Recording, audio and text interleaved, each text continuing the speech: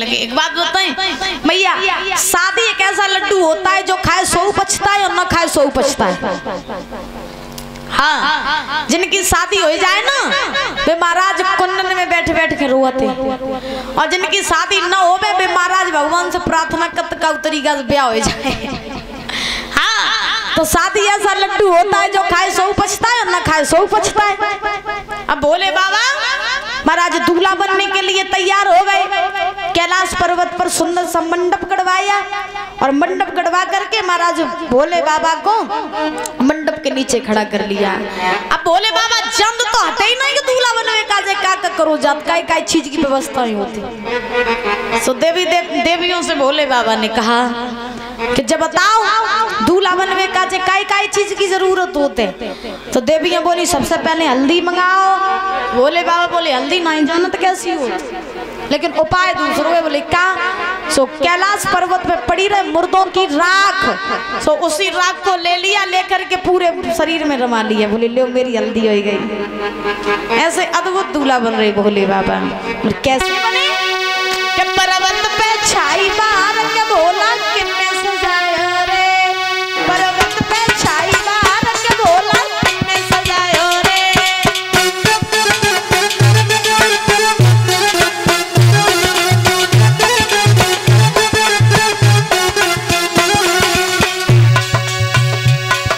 कितने सजायो रे, कितने सजायो रे।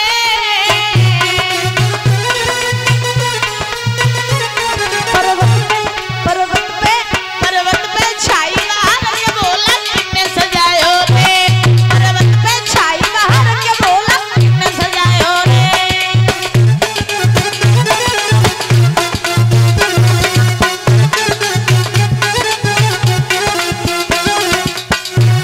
ब्रह्मा ने सजायो रे, विष्णु ने सजायो रे, ब्रह्मा ने।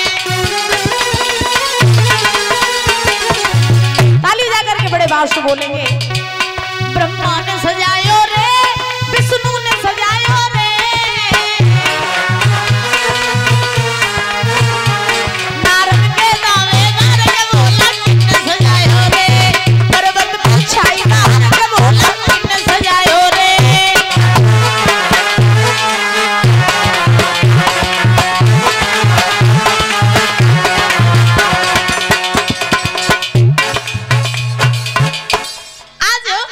परीक्षित महाराज भोले बाबा जो है दूल्हा बनने लगे।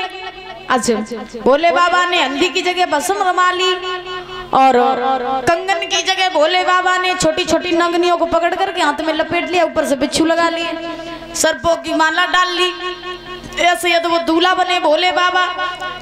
और जब अद्भुत दूल्हा बने तो आज सभी लोग बड़े प्रसन्न हैं कि भोले बाबा बारात लेकर के जा रहे। इधर कैलाश पर्वत पे भूत प्रेतों ने सुना कि भोले बाबा दूल्हा बन के बारात लेकर के जा रहे हिमाचल नगरी में।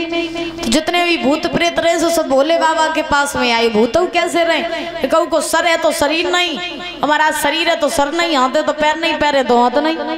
ऐसे अद्भुत भूत प्रेत, कोई भांग को नशा करें, कोई काऊ को नौचत कूदत वह जा रहे। और महाराज चलते चलते चलते चलते कैलाश पर्वत पे भोले बाबा के पास पहुंचे।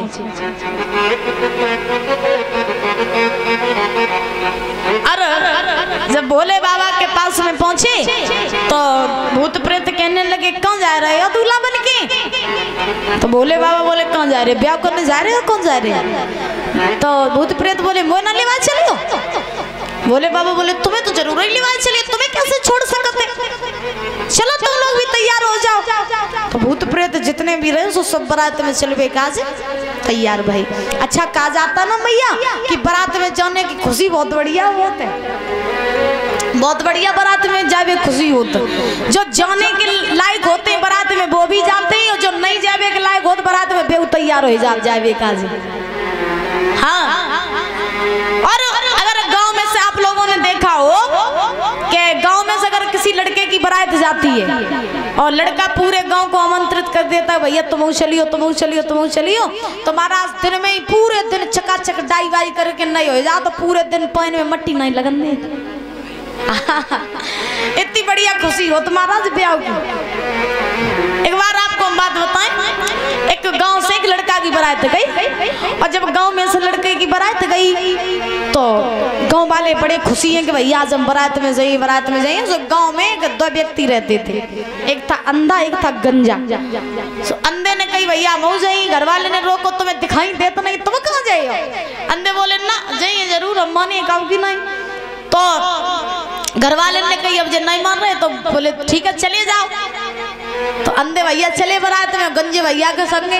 तो चलते चलते चलते चलते महाराज पहुंच गए गांव में।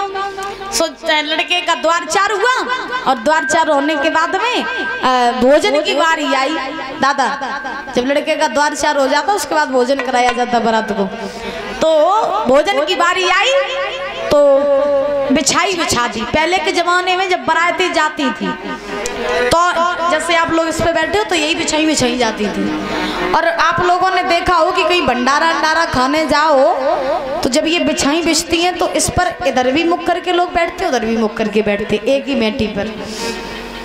तो आजकल बारातें कैसी आती हैं दादा? आजकल बारातें ऐसी आती हैं कि खड़े खड़े आओ और खड़े खड़े खाओ और खड़े खड़े जाओ।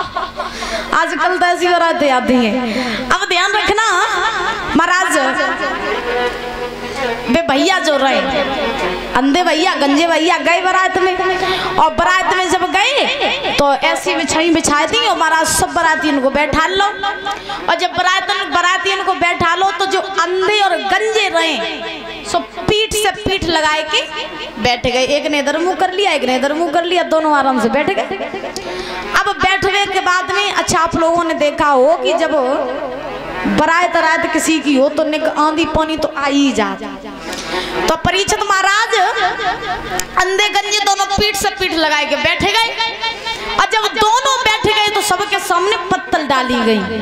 और जब सबके सामने पत्तल डाली गई तो कौन से निक महाराज आंधी को झोंका आएगा। और जो आंधी को झोंका आओ तो सबकी पत्तले महाराज एक कोने में जाके इकट्ठी हो गई। एक कोने में जाके पत्तलें लग गई। अब जिन्हें जिन्हें दिखाई दे तो सब अपनी अपनी पत्तलें उठाए ले आए उठाए के बैठिए। अब अंधे भैया अपनी पत्तल ही टटोए रहे, मेरी पत्तल चली कहाँ गई, अब उन्हें दिखाई नहीं दे।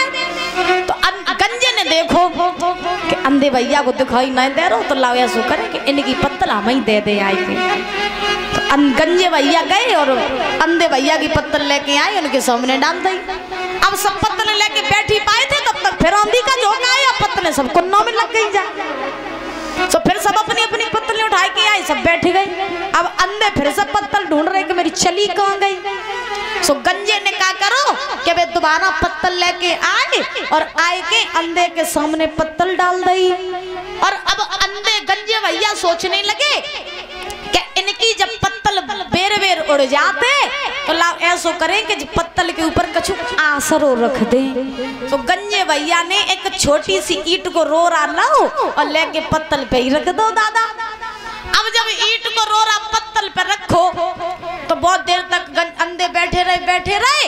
तब तक अंधे भैया सोचने लगे देखे लड़की वाले ने कछु आइटम भेजो कि नहीं भेजो। तो अंधे भैया ने जैसे ही अपनी पत्तल पे हाथ बढ़ाया और जैसे ही पत्तल पे हाथ बढ़ाया क्या देखा कि ईंट को रोरा रखो रहे। सो वही ईंट को रोरा अंधे के हाथ में आई हो पकड़ में।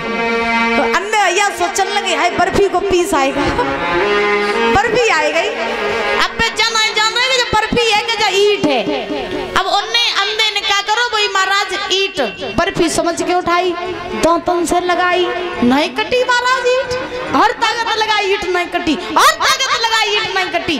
ताकत लगा थकिए गुस्सा आई बोले लड़की के बाप को मन नहीं है तो खवाए को तो वही बर्फी इतनी टाइट बनवाई दे। अब अंधे बहुत देर तक ईंट फोड़ते रहे वो नहीं टूटी। तो अंधे को गुस्सा आई गई और जब अंधे को गुस्सा आई तो गुस्सा में ही अंधे ने भाई जो ईंट रहे सो अपने पीछे ही फेंकी पीछे।